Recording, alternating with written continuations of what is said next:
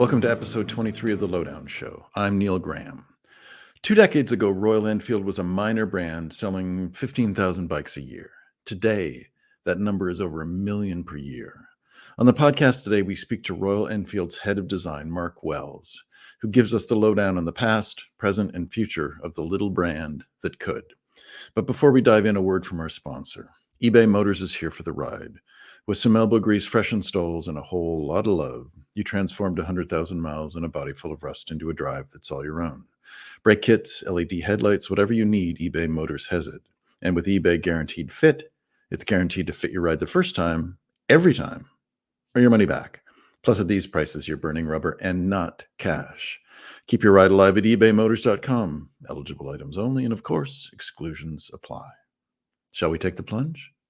Mark, when did you first become aware of design? Because of course, design is all around us. Design is everything. It's doorknobs. It's everything we touch and interact with in the world. But when did you become aware that somebody had to make things? That's a good question. I don't know the answer to that. I can tell you that I have always wanted to be a designer in some manner, even before I could articulate what that was. So when I was a little kid, I grew up around bikes. My grandfather was in the Royal Signals as a dispatch rider during the war, and that then led to his lifelong obsession with motorcycles. He raced speedway for the army in the North African desert, and he was with the 8th Army. He went all the way through North Africa and then up through Italy, and was at El Alamein and Tobruk and Monte Cassino. And he was my hero. And then, growing up, he and my dad and my uncle, we would go to Brands Hatch every weekend. We would watch classic bike racing, and we weren't a poor family, but we weren't a super wealthy family, and certainly not to the point where mum and dad could afford to buy me a motorcycle as a kid. But so my way of kind of having bikes, if you like, was drawing them, and it just seemed like a natural thing. My mum could draw, and I always had an interest in art, and so I drew bikes because that was the thing I was interested in. And when people said to me, "What do you want to do when you grow up?" I would say to them, "I want to draw motorbikes." That was the thing I wanted to do. And I don't know at what point I became aware that that was a potential career. But I remember I used to you'd go and watch a race, and there'd be a stall. You have the sort of the stalls around at racetracks where they're selling sketches of Barry Sheen with a headshot and then him on the bike, and it would be and I used to think maybe I could make a living doing something like that. I didn't really know about design as such, and I don't know what point I became aware of that. But I guess it was some point at high school. Somebody said, there's a career as a designer. But it wasn't really until I got to university that I found a group of other people that took it seriously. So, I studied art and design, and I did the various bits of qualifications that you do, your GCSEs in the UK, and then we do A-levels. And I knew of a number of universities that offered different automotive design courses. And I went to Coventry, and I applied for Coventry. And when I first applied, we went into a big room. We all put our portfolios on the table, and we left. And as I said, I'd grown up. This is all I'd ever wanted to do. And I came back, and they said, right, okay. And they called out a big long list of people and just said, you haven't got in. And I was devastated. I mean, well, why not? What did I do wrong? And I grabbed the guy and said, look, he said, there's a form with some feedback. And I said, you can't give me a form. I need more information than that. And we had he, to his credit, he sort of stopped, and he gave me a bit of time, and he went through and said, okay, well, look, you've not got this, this, and this, and these are the things you should have. Because the portfolio had been influenced by art teachers who had said, you need to do, images depicting movement and speed and kind of abstract ideas of that, which wasn't bad advice, but the bit that was missing was the bit that showed the enthusiasm for bikes, and I said, I've got thousands of drawings of bikes. Well, why are none of them in the portfolio? And it was because I'd been advised not to do that. And it was kind of almost seen, I think, from those tutors as a bit of a childish obsession. And then I got to Northumbria Uni. So I went and did an art foundation for a year, and then went back up and reapplied. And I went into Northumbria Uni. And there was a guy there, our university lecturer, a chap called John Sweeney, who was just hugely enthusiastic. I mean, he's still saved on my phone as the gaffer, and he is just massively influential. He facilitated that passion. He helps us, see a way through to making it as a career. And for me, it was really just fulfilling that lifelong ambition, really, just to draw and in some way kind of visualize and see motorcycles, if that makes sense. I think one of the fascinating things about design is unlike art, which its purpose is to move you emotionally, but it doesn't have to move you physically. As soon as you get into any sort of design, I mean, the restrictions and the parameters upon I can imagine a beautiful exhaust pipe, but if it doesn't clear the kickstarter or the brake lever or the swing arm, it's a moot point. So it seems like there are so many restrictions upon an industrial designer. Now, maybe you wouldn't see those as restrictions. I mean, how do you view that? Well, no, they are, and I think design is applied art. So in the world of mathematics, of applied mathematics, design is applied art. It's the difference between art and design, I think, is art is a form of self-expression, usually sponsored by a patron, but as a way of creating a piece of self-expression. Art is about self-gratification, whereas design is about gratifying somebody else. There's a crude analogy that I won't do, but design is about gratifying somebody else. I already thought about it, so it's fine. And I think that's the difference, is that, and it's not just the constraints of, does that exhaust clear? Have we got engineering clearances to X, Y, and Z? They all exist, and they're all, in a way, they a lot of the time they help with creativity. They help you. Sometimes having too clean a sheet of paper can make it difficult to come up with something original and new. But I think that the larger constraint or the larger consideration is who, why, what are the jobs to be done? And we always talk about jobs to be done. We talk about there being kind of, whenever we start a brief, we talk about the jobs to be done in terms of what are the physical jobs to be done. So I want a motorcycle to get from A to B. I want to commute on a motorcycle, or I want a motorcycle because I want to do track days, or I want to go and ride in the mountains. They're physical jobs to be done. And the bike has to fulfill that, or any product has to fulfill that. What are the emotional jobs to be done? How do I want this to make me feel? I want the bike to make me feel thrilled or excited. I want it to make me feel relaxed. I want it to make me feel safe and confident. All of those things are attributes and characteristics that come out through the product. What emotions do I want it to touch? And then also, what societal jobs do I want the bike to do? So how do I want this to communicate parts of who I am to the world? How do I want it to help me fit into society? So a bike makes you part of a community. It says something about who you are. There's a great book for anybody that's interested in design by a guy called Del Coates, called Watches Tell More Than Time. And it's a book that I read, I guess 20 years ago now. And it's like the Bible as far as I'm concerned. It talks about, so the idea being that a watch tells you far more than just the time. Actually every watch does that. That's the last thing a watch has to do. You can buy a £2 watch off the market and it does that very accurately today. Yeah. So why does one watch cost $10,000? And I'm not particularly a watch person. I don't wear a watch. But you wear a watch because you want to signify something to the world. You wear a Rolex because you want to show how affluent you are. You wear a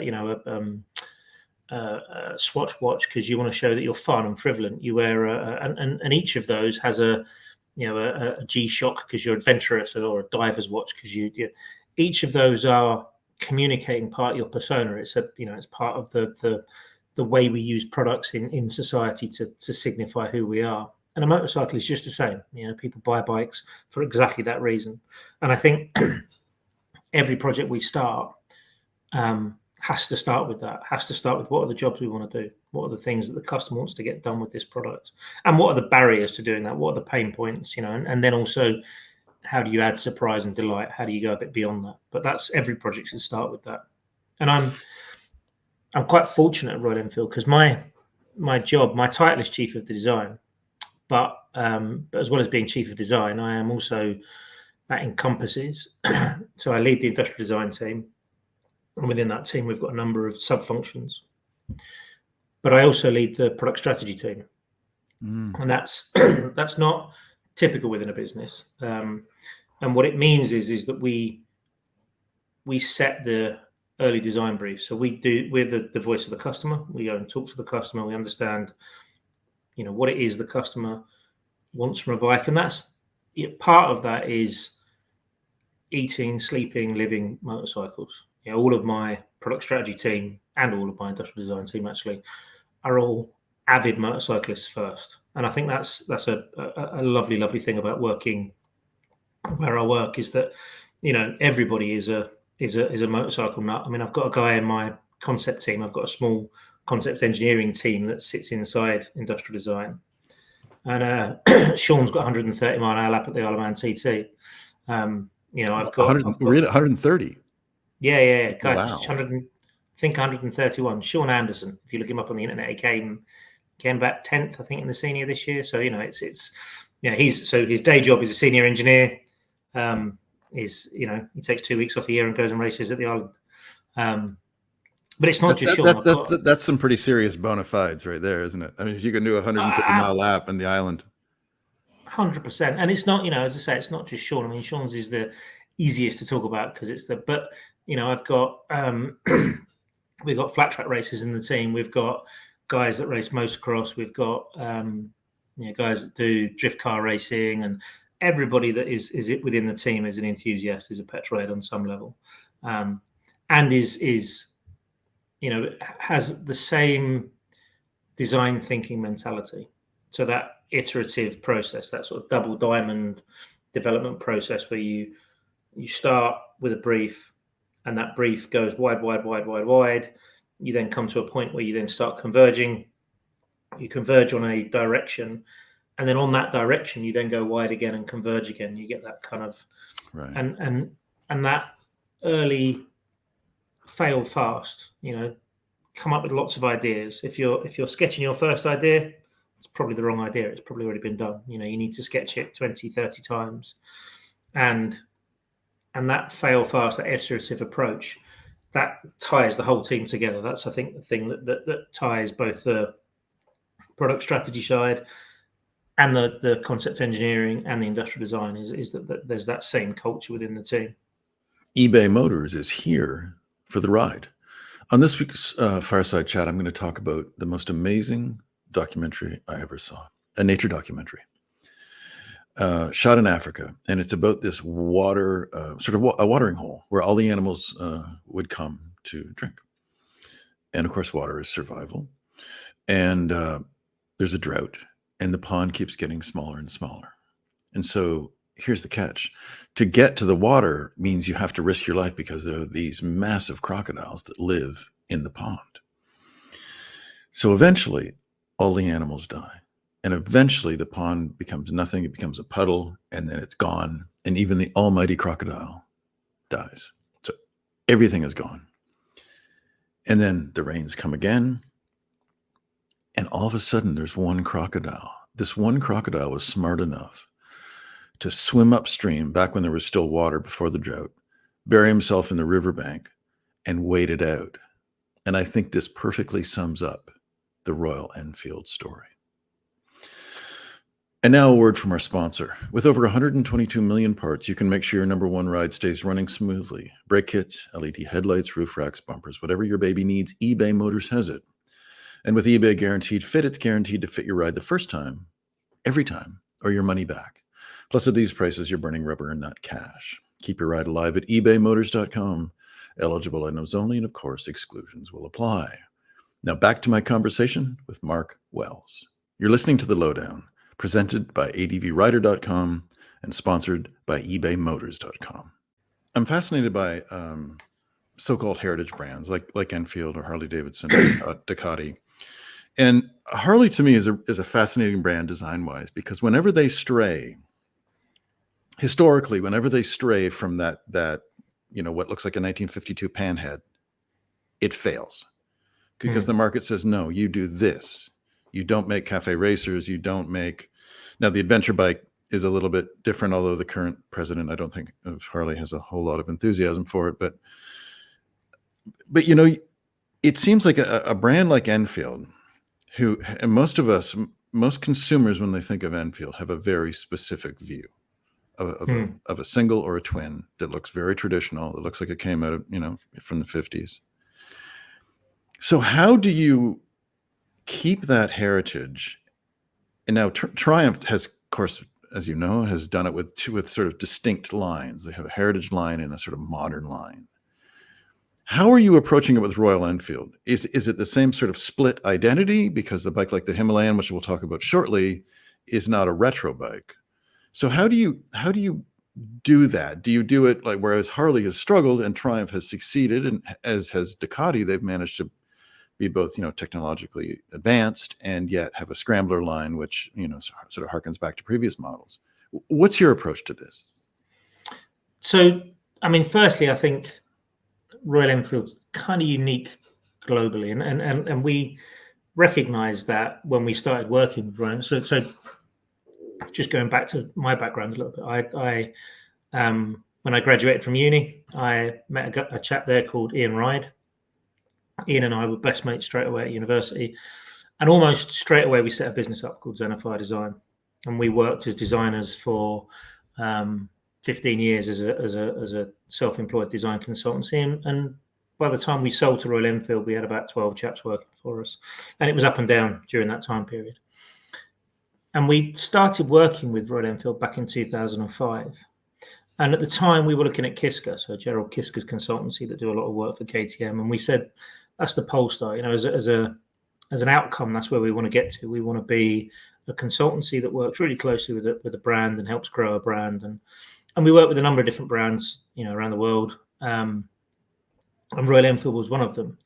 And I think really early on, we saw the potential in that brand. We said, well, look, this is the most underutilized brand in the world. It's got such an interesting heritage. So, the world is looking at Southeast Asia. Southeast Asia is the biggest market in the world, and it dominates the direction of motorcycle design and development today. And it's the only real market that is actually dynamic and moving and growing. Everything else is really slowly demising. Yes. And all of the sort of global heritage brands are trying to crack into markets like India.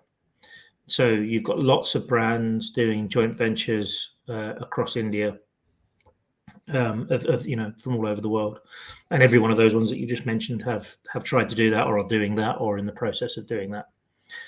And I think what they've all found is that it's a much harder market to crack than first seems possible. Because India is it's a very nuanced place. Distribution network, supply chain. It's very family oriented. It's very much face-to-face relationships. It's knowing people. It's also very word of mouth. So as a marketplace, if you look at the best sellers in any one category, they always outsell the next 3 or 4, easily.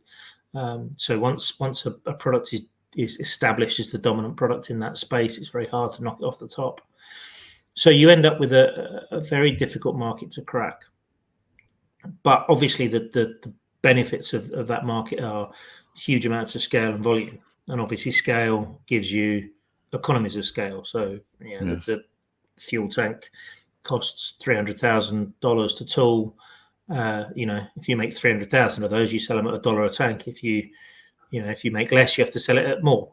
And that's true for every component on the bike. So Royal Enfield has this advantage. We've got nearly over 100 years nearly of being established in India. We started selling motorcycles in India, or manufacturing motorcycles in India, in 1951. And so we have those. We're ingrained in the culture. We're like Coca-Cola as a brand. Even your granny knows who Royal Enfield are in India. Is it safe to say that Royal Enfield is to India what Harley is to an American? Do you think, is that an apt description? There is definitely. I always say it's a blend of that and Land Rover. A Land Rover Defender, I think, is a very good analogy for Royal Enfield. But certainly, yes, there is some of that, and there is definitely that kind of slightly national pride that comes with it.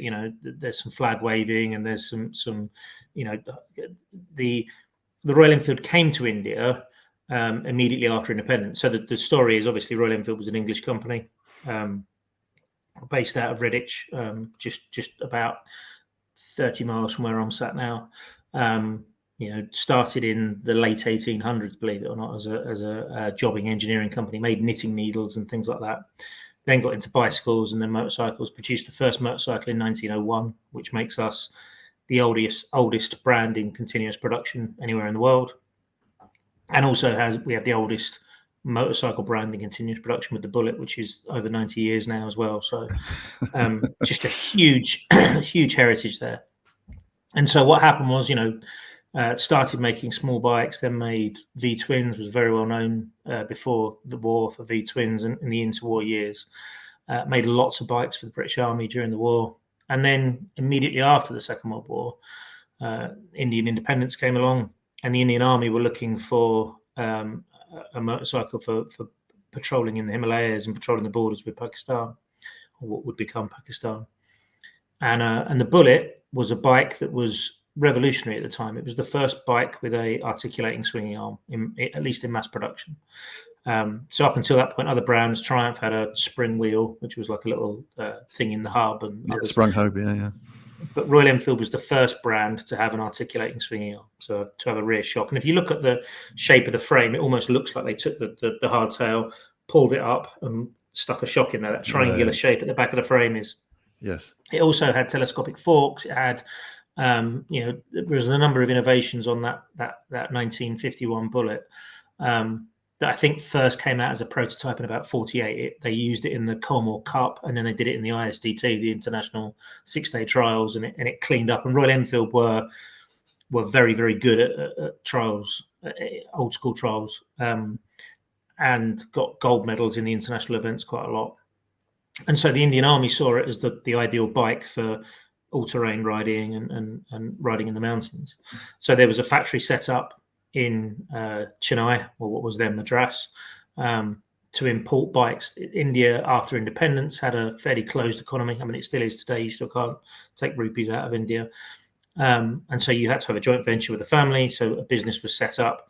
And then all the way from the 50s all the way through to the early 70s, bikes were imported in kit form to India, with them becoming more and more indigenized. So more and more local parts were found and made. But so there's a nearly a 25-year period of crossover between the brand being a British brand and an Indian brand.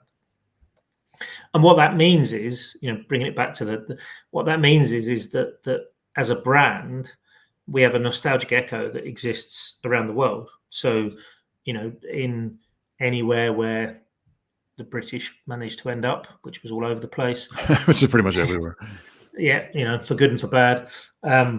The brand is known. So, in places like North America, Canada, South Africa, Australia, all across Europe, Japan, the brand is known and it has some nostalgic echo. And even if you don't know the brand history, you've kind of heard of it. And even if you haven't heard of it, you look at it and you realize this is an authentic story. This isn't somebody coming along and saying, I'm going to buy that brand and revive it.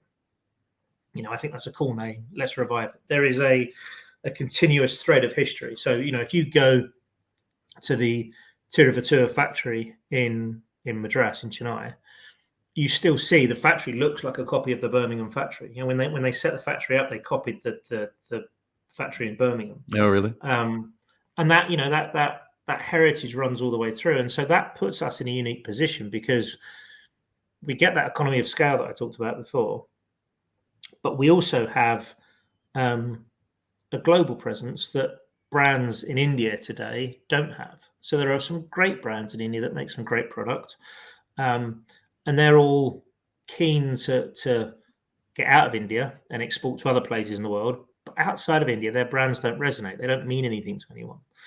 And I think Royal Enfield is unique in that we are really the only brand that has that foot in Southeast Asia, but a global name and a global presence that means something in multiple places. And I think that gives us an interesting advantage in terms of how we develop. Going back to your question about, so how does that mean? So how do we maintain what being a Royal Enfield is? So then, with that knowledge, that back knowledge, I think I always say there are kind of three things that a Royal Enfield has to be. So number one, and I think this is key, is there has to be a story to a Royal Enfield. And I think that's so important with any brand, is that, going back to you talking about Harley and their story. If there's a story, if there's a reason, if there's a connection for doing a bike, then you can do it. That's good. What you should never do is look at the numbers alone and follow the numbers and just say, well, there's a market there that's selling, so let's do one of those. There should be a reason for doing it. So, why did Royal Enfield make the Himalayan? Dead simple answer to that, because that's how people use their products. Going back to 1951 and the army, they bought the bike for being used in those terrains. The reason that people continued to take Royal Enfields up to the Himalayas is because actually it worked really well in that environment. That low torquey engine that kind of, you come to a river crossing and it just chugs on through. The sort of the ease of access of the bike, the easy ground access, all of those things mean it actually works quite well in that environment. And we looked at that and said, well, look, that's how people have been using our bikes for the past 30 years, 40 years. Let's design a bike specifically for that purpose. Let's do something that meets those customer expectations. And that was how the Himalayan was born. It was from a story and a purpose. Or, when you look at the Meteor, which then became the Thunderbird, that product started because people were customizing bullets and making them into cruisers, and it made sense for us to go down that route and make a bike that worked as a cruiser. And so, number one, as I say, there always has to be a story to what we do. Number two, I think whatever we do has to be beautiful, and authentically credible. So if you look at a classic or any of our products, classic, a Super Meteor, they all have a design ethos of something that is elegant and thought through, and there's nothing spurious. They're not plastic panels on top of plastic panels. That's not to say that they're, they don't necessarily follow the old Bauhaus, form follows function maxim, because I think that's trotted out too often. I think actually form is function. It does a job. It tells you about the product. It communicates something. Going back to the watch you sell more than time. And so they've got to be, you've got to walk into a showroom and say, I was going to swear, but bugger me, I need that product. I did still. That you have to have that desire. You've got to walk into a showroom and think, I need that in my life. I want that thing. And then the third element that I think is critical to being a Royal Enfield, and the first two, lots of companies manage that. You mentioned Harley or Ducati or BMW. Ducati Panigale is beautiful and desirable, and suits the company. There's a story behind that, of course there is. But what it isn't is accessible. And that's the last thing that a Royal Enfield has to be. Every Royal Enfield we make has to be accessible. Now, that is partly about price point. Price point is a really important part of accessibility. If you can't afford it, you can't have it. So that removes the accessibility. But it's not just that. It's not just about price point. It's about being part of a community that says, come and join us, come and have a go. You look at a Himalayan, and the Himalayan says to you, you can manage that. I only really started off-road riding. So I've been riding since I was 16, but it was all road stuff. And I started riding with the 411 back in 2016. When we brought the 411 out, that was and my off-road riding I found it difficult to learn because I'm so ingrained in road riding. I bury the front end, I trail brake a lot. You can't do that off-road because you wash the front end out. and I find it mentally really hard to. And the Himalayan is, the 411 and now the new 450, both say to you, it's okay, you can do this, you've got this. You can get your feet to the ground, it's okay, don't worry about it. The classic, there's no elitism with it. There's no, it's a nobody can question the authenticity of that product, but it doesn't at the same time say you can't be part of our club. You have to have a 30-grand motorcycle to be part of our club. And I think that, for me, that accessibility, that's a really core part of Royal Enfield's brand values. And I think if you've got kind of those three elements together, then it can be a Royal Enfield. You know, as long as it's meeting all of those criteria, then for me it makes it a Royal Enfield. And that, whether that's right or wrong, I don't know, but it certainly seems to have resonated globally. You know, we seem to have with everything we've done so far, that seems to resonate. It seems to hit home with people. I think Royal Enfield, to me, the one thing that I think it shares, you may disagree with me, but the one thing I think it shares with Triumph is Triumph has there's a real working class aspect to it. It doesn't have the aura of say a Ducati, which are, so expensive. And even though Triumphs are not cheap, they're certainly more money than Royal Enfields. And I'm speaking specifically of the retro range. But it just seems that Royal Enfield is very, at least in North America, and I'm in Canada, but in North America, it's very much perceived as a kind of a grittier version of a Triumph, is how one recent Royal Enfield purchaser put it to me. It's a little bit even more down to earth than Triumph, and I think one of the things they appreciated was the fact that it was so simple. It was air cooled. It was like a Triumph was 40 years ago, at least, at first blush. And I mean, to be air cooled was a really conscious decision, and that was because it fit the story. You know, going back to that thing when we did the twin, we said, we could chase performance figures, we could chase numbers, or we could do something that we thought was really authentic. And going down the air cooled route on that product was the right thing to do. And I think that's exactly the thing. Is it's starting with that story. So we had this fantastic product in the early Interceptor. We made a great, the Constellation, and then the Meteor and Super Meteor and Interceptor. And so for us to do that as an air-cooled product just made sense. It was straight away. Now, we knew, and we had conversations at the time, that, well, that means that, performance-wise, it's not going to be maybe as high a brake horsepower figure. But we then said, well, does that matter? What's important is the fun that you have on the bike, the way the bike responds. And I think, when you ride a GT or an Interceptor, and I sound a bit like a sales pitcher, and I don't mean to, but I genuinely believe it. It's, you ride those bikes and they encourage you. I love how on the Interceptor and on the GT, both of them, you can be on a sort of a twisty canyon road and you can grab a fistful of front brake and it doesn't punish you. It doesn't stand up or change direction. It just holds the line and you can just push it deeper. And all of our bikes have that characteristic. And I think that's all part of that. It's part of that accessibility again. They're very affable motorcycles, aren't they? Exactly. 100%. Yeah, that's it. I think, and that's a really important, it's an affable brand.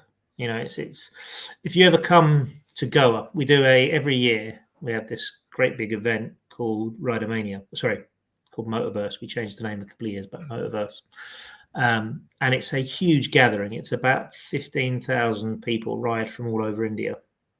So some ride as far down as from Delhi, and we have this huge festival. So it's a 4-day festival.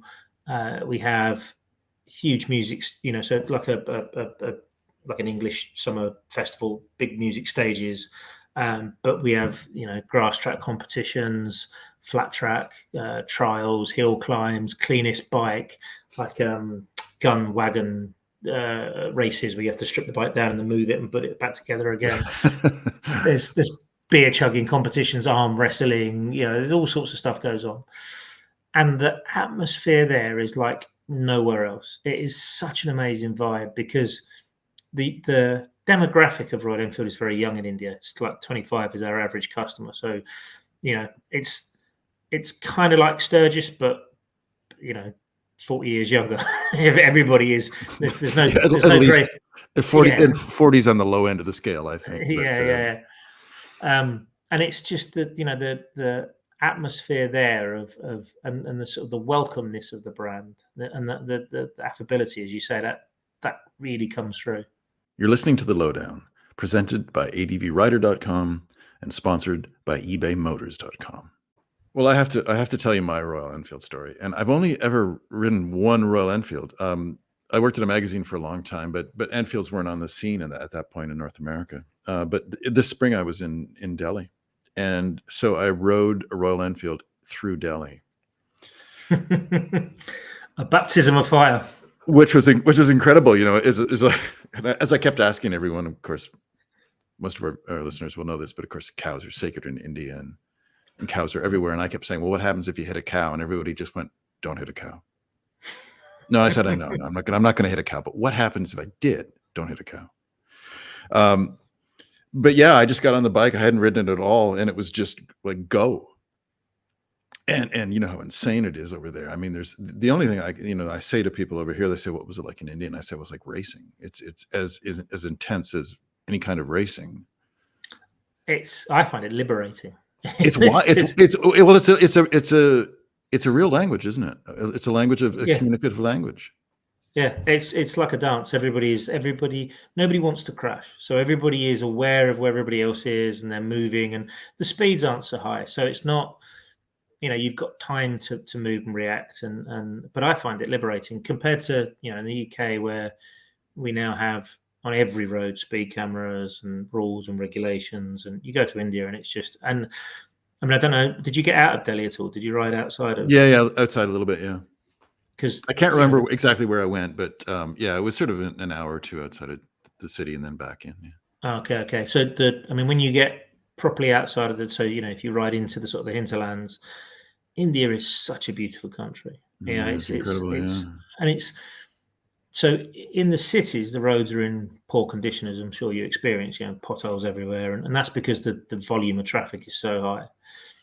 But if you Google, there's a place called Collie Hills, which is about, I guess it's 2 and a bit hours, maybe a bit further than that, maybe 3 hours from Chennai.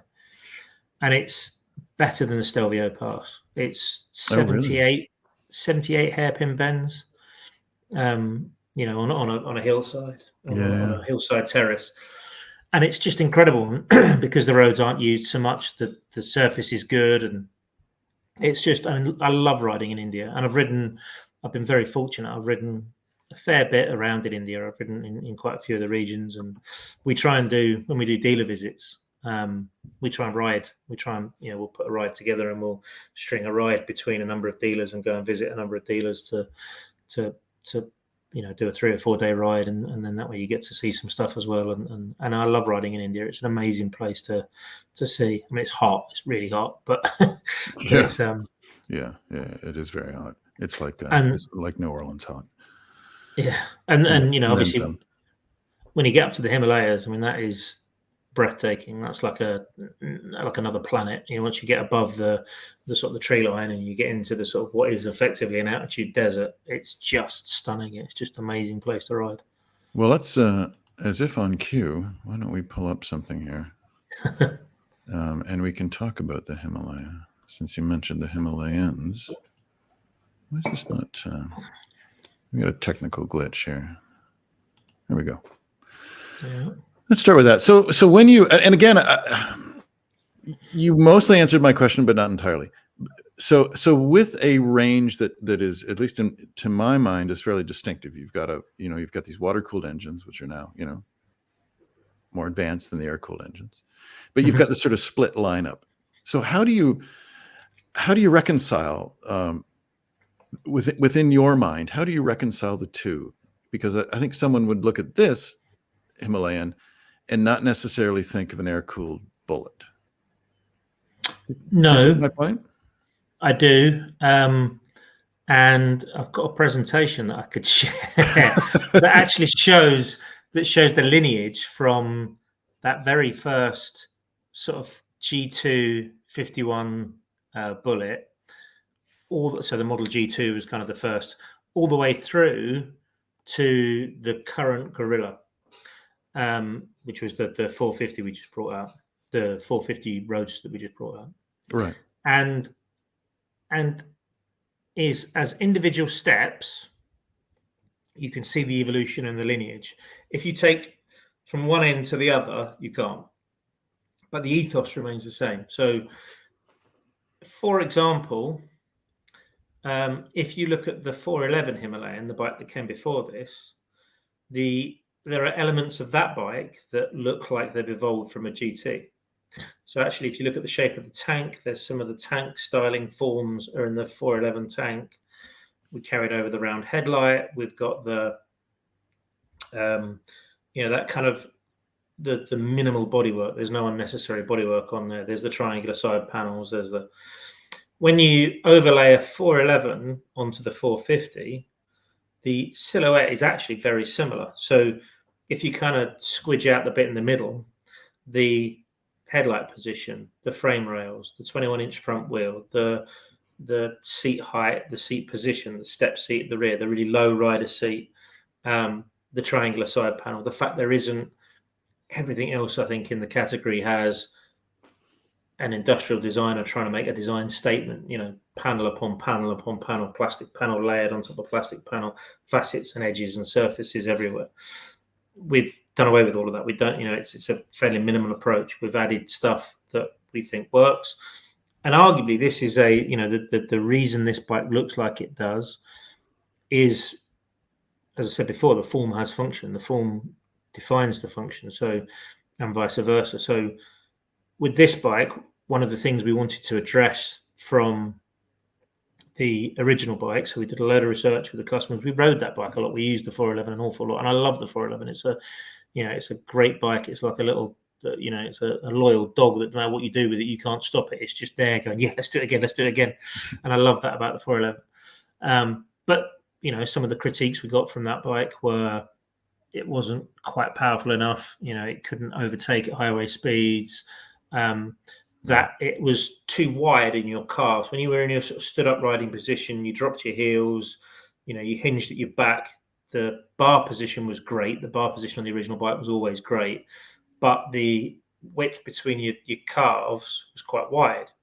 So one thing we did with this bike was we moved the airbox on top of the engine. So instead of being under the seat, we pushed the airbox on top of the engine. That then allowed us, we offset the shock a little bit, and that allowed us to then suck all the middle in. So this bike in plan elevation is very hourglass in its form. It's got a really nice, tight, it's almost like a Lego or a Playmobil bike in the middle. It's quite slim in the middle. Right. And that gives you a really nice stood up riding ergs. We also, by pulling all that in, we allowed us, and by canting the shock over, so before we had a direct acting shock, we've now got a shock with a linkage. That then allowed us to, and the combination of making a very shallow sump allowed us to increase the ground clearance without affecting the seat height. So motorcycle design is always this complex web of trade-offs, and yes. Ultimately every designer and engineer has the same levers to pull. It's just how do you blend those ingredients effectively. And so we were really keen to keep that low seat height. That was one of the things that works so well for the 411 was that, when you're tired and you've been riding for 3 days and then you come to a river crossing and you can't stand up any longer and you just got to paddle through it, you can get your feet to the ground and you're not nervous, you're not scared, that the bike gives you that ground access. Well, I'm just going to jump in here because seat height is one of the things that fascinates me about motorcycles. I'm 6 feet tall, have a, good inseam. So seat height has never been an issue for me on any kind of motorcycle. And yet when you look at the average, and I wrote a piece about this a while ago, if you look at the average height of a motorcyclist a male in say North America, it's like 5'9". It's not as tall as you may think it is. No. And I think Ethiopia had the tallest men in the world, but anyway, it's off topic. I thought it was Amsterdam, but yeah. Yeah. But what's interesting to me, my point being that the ADV style, which of motorcycle, which is essentially becoming the standard motorcycle of our age. The seat heights are so high, and I know a guy who's in a thriving business, and all he does is lower GSs. Yeah, and he has in Canada he has a staff of 6, and all they do is lower GSs and other bikes like that. So, and I talked to a designer once about this, and I said, "Why is that?" And his view, and I'm curious about yours, but his view was that it doesn't have to be that way. That it's just this group. Essentially, it's within the motorcycle community and the design community and the manufacturing world. It's this sort of group think that no one has disrupted. Now, that was his particular view on it. Where do you sit on that? Yeah, I don't know that it's a group thing. So because just to clarify, your bikes seem much more accessible than that. It seems something that's important to you. It is. It's a conscious decision. Certainly, it's something that's really important to us. Is to make it so that it is accessible. And looking at the Indian market, the average consumer in India is coming from a bike. If you're coming from a 150cc bike, it's probably got a 780, 790 mil seat height. So they're used to much lower seat heights, and if you gave them an 830 mil or an 840 mil seat height, that would just seem so alien. So that drives some of it. But as I say, it is this sort of web of trade-off. So the trade-off here, the reason that tank now sticks out at the sides is because previously the fuel volume sat between the top, the A surface, and the B surface of the tank. Well, we've filled some of that space with an airbox now. So in order to maintain that 17-litre fuel tank, what we've had to do is it's sort of gone up like that, and a bit like those guys that model balloons. You squeeze one end and it pops out the other. It's a bit like that. You squeeze it in between your legs and it pops out the side, like a Disney cartoon or something. And I guess that's, as I say, that's part of the trade-off. And we can do that because it's a smaller engine. It's a single. It's we're not pushing. If you had a larger engine in there, if you needed a larger airbox, if you needed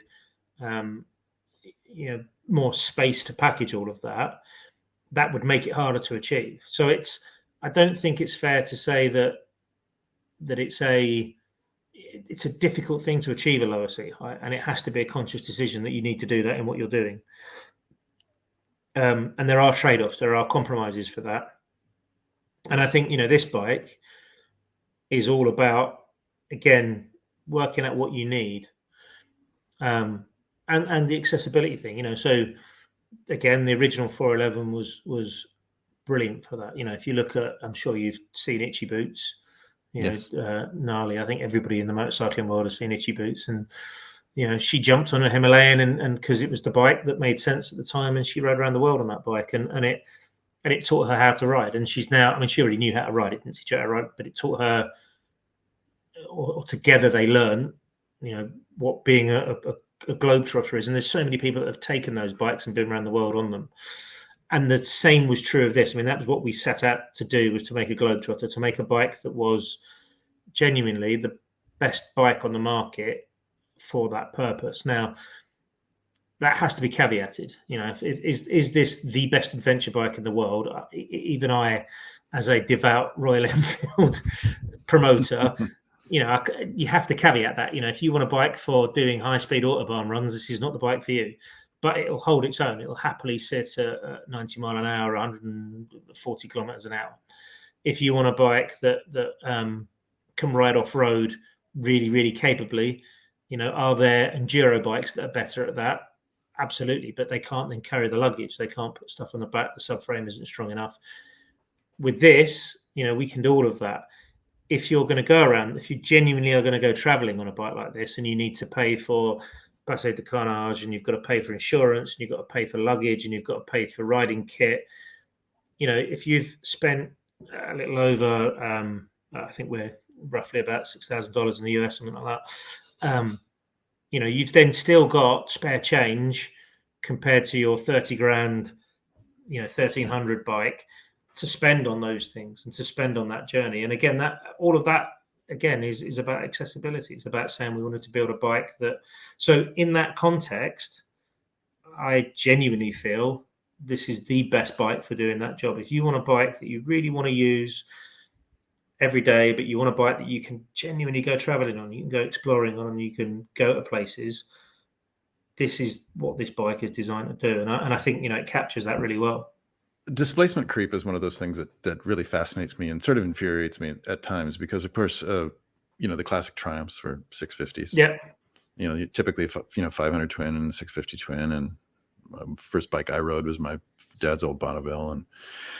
And curiously enough, Royal Enfields are sort of where, in terms of the displacement breakdown, is almost what used to be 40 or 50 years ago, whereas a new Bonneville is 1200cc.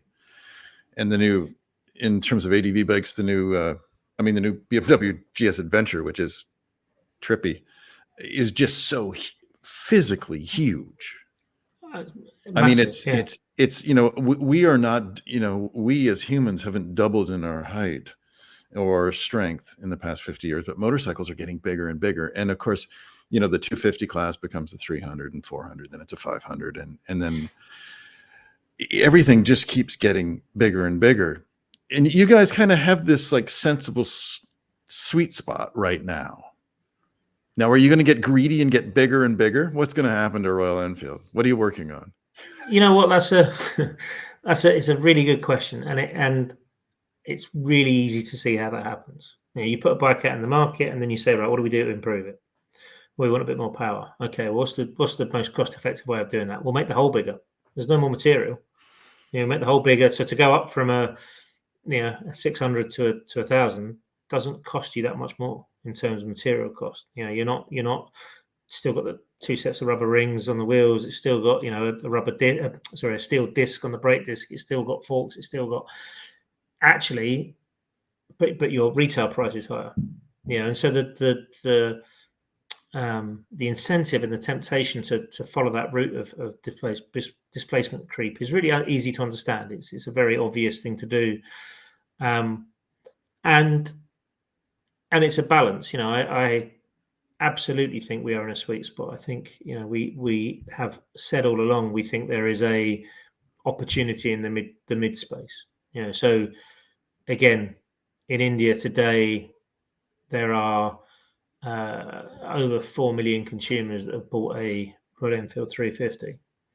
If a small percentage of those want to upgrade to a larger capacity motorcycle, there's an opportunity there.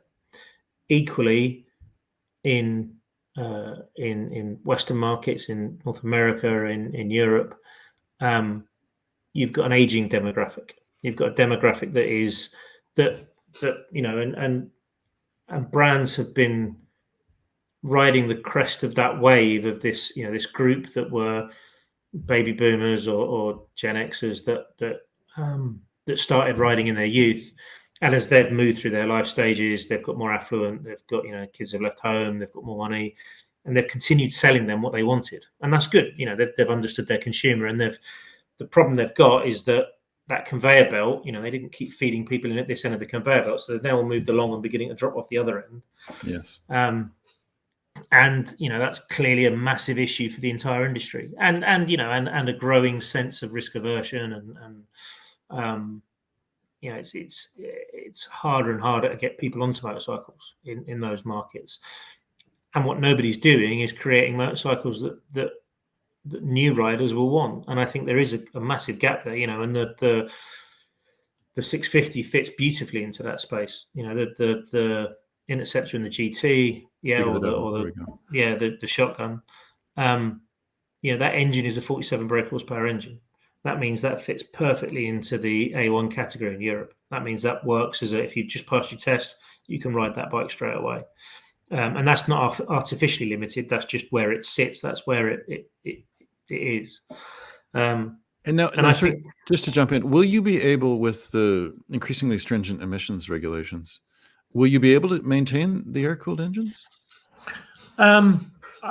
Hopefully. I mean, I can't answer that because right now there's no published announcement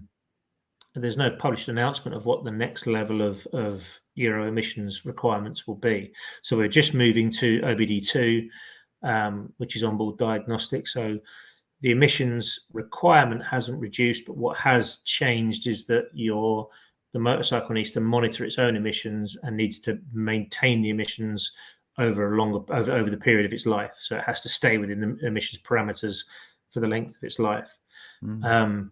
And it has to have onboard diagnostics to tell you if it's falling out of those emissions parameters. So if you get a mill light on, if it falls out of those parameters, and you then have to go to a service center and understand why it's doing that.